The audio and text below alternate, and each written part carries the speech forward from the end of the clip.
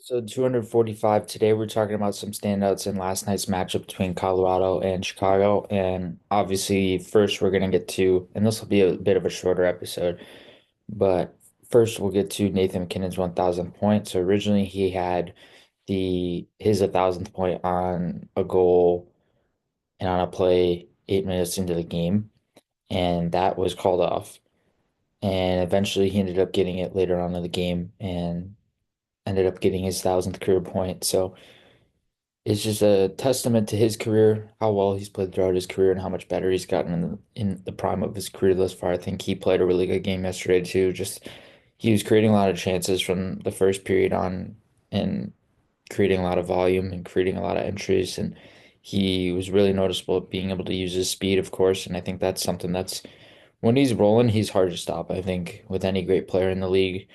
Anytime you give them space and anytime you give them room, especially when they are able to use so much speed, they're going to take advantage of that and they're going to find ways to exploit it. He did so yesterday and he ended up getting some luck out of that. And with McKinnon, he's a hard guy to stop, just naturally speaking, just because of that tempo, that speed, his ability to change gears, his ability to use his edges, his ability to accelerate, his ability to change direction with quick pace and ease, and I think he's one of the most noticeable guys in the league at being able to use his speed and also be able to use his cutback ability and be able to do it and stop on a dime, turn on a dime, and just be able to create space with so much ease. I think he was really effective last night, and it really showed throughout the game. And another guy who was really effective, who's similar in his level in terms of speed, is Martin Necas, in terms of how he was using his playmaking, how he's creating off the rush, how he's using east-west play in terms of his puck skill, and how he's using his flair there. I think he was really noticeable, and he was creating a lot of chances. He was really noticeable inside the offensive zone. He had a goal in this game. He was really effective. Yoel Kiviranta was also very effective inside their bottom six. He had a goal and he had a shot as well. One of the more underrated players in terms, because we talk about the McKinnon and Necas duo a lot now, especially ever since the Rantanen trade. And with guys on that line, they've had a couple guys shift up and down those lines, but the one guy who's been really noticeable on that line on a regular basis now is Artturi Lehkonen, and really quietly has solidified himself as a top six forward in this league, I think, and has continued to get better ever since the trade from Montreal. And I just noticed his ability to create space, his ability to forecheck, his ability to track back, how he was staying above pucks, how he was getting back quickly as a winger, and how he was F1 in the offensive zone on a lot of occasions.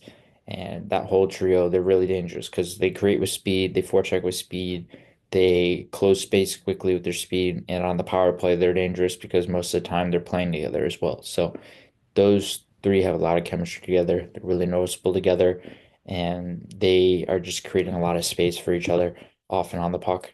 And then on the Chicago side, I think Connor Bedard was the most effective player in this game offensively, in terms of just his ability to be involved offensively, creating off the rush, creating chances, creating volume, and he was nullified in terms of his ability to produce points in this game, but he was creating volume, he was creating chances, and he was active at creating on the puck. So his puck skills were flashy. I think he was creating a lot more from the outside. I think Colorado did a good job keeping him to the outside, especially in entries, and keeping him outside the dots, inside the offensive zone. They were doing a good job of that as well. And Colorado was really doing an effective job closing on him and not allowing him a ton of space and a ton of room, but he was still able to get shots off. And Artur Levchinov, who made his NHL debut, 3 shots for him yesterday. I really liked his ability to shoot from the point. I think that was the most intriguing asset in his game is as a defenseman, outside of his strength, I think his biggest strength is his ability to leverage his shot from the point. He's got a cannon of a shot. He can leverage both the wrist shot and his slap shot, so you have a dual threat ability there.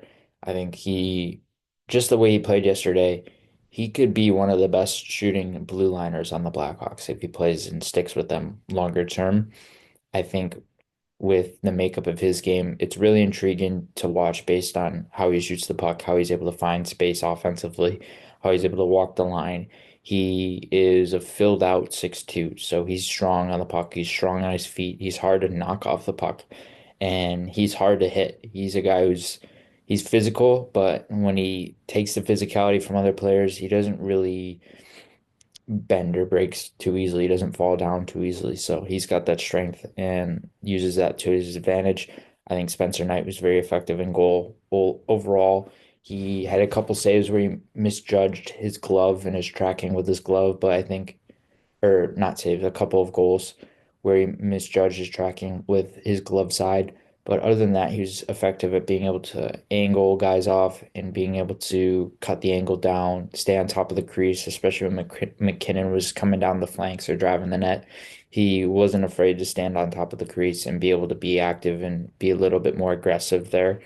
And he was challenging plays on from the entries on in. He was not afraid to be aggressive, stay atop his blue paint, and try and leverage that blue paint to the best of his ability. Obviously, he ended up giving up a couple goals and gave up two, but he was something where he was still effective overall in that. I just think it wasn't necessarily a super bad game for him. He just there were times where his tracking was a little bit off in terms of the goals they let in, but overall he was effective too. And I actually liked Wyatt Kaiser's game a lot. I think in terms of breakout situations, how he's skating up ice, how he's retrieving pucks in D zone, how he's able to escape pressure on rim collections in D zone and also be able to exit and whether it be a reverse breakout situation or D to D pass or a something along those lines. He was really communicating well with his D partner and he was really able to escape pressure very effectively.